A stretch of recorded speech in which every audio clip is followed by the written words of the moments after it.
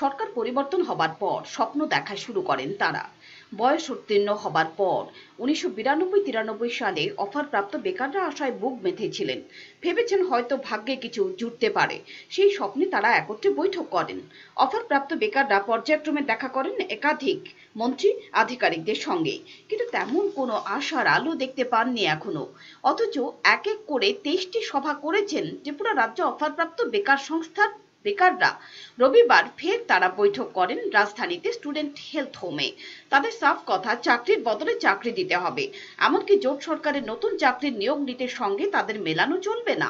ত্রিপুরা রাজ্য অফারপ্রাপ্ত বেকার সংস্থা নামে একটা সংগঠন আমরা করেছি।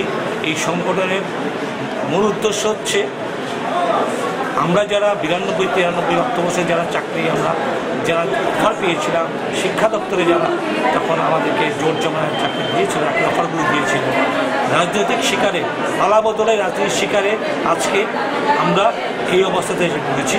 তার জন্য এই যে রাজনীতি যারা করতো তাদের জন্য আজকে সবাই 50 বা 50-এর কাছাকাছি অথবা কারো কাছাকাছি কিছু বয়সে আজকে বেকাররা সবাই বেকার হয়ে বসে আছে। অথচ হাতে গভর্নমেন্টের দেওয়া সেই চাকরির অফার নিয়ে আজকে বেকার। এটি নজিরবিহীন ঘটনা যে গভর্নমেন্টই অফার দিয়েছে সেই গভর্নমেন্টের রাজনৈতিক শিকারের কারণে আজকে তারাই আজকে বেকার হয়ে বসে আছে। হাতে কি আছে? সেই শিক্ষা দপ্তরে সেই গভর্নমেন্টে দেওয়া একটা অফার। আমাদের দাবি হচ্ছে, আজকে এই নিয়ে আমাদের 23তম মিটিং হচ্ছে। আমাদের দাবি হচ্ছে চাকুরির বদলে চাকুরি।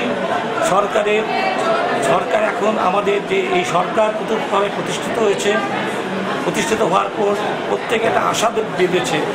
রাজধানীর বিভিন্ন জায়গায় একের পর এক তারা বৈঠক করেছেন, কিন্তু ভাগ্যে জুটছে না কিছুই।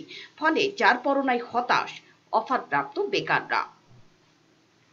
Bureau report, channel দিল্লা।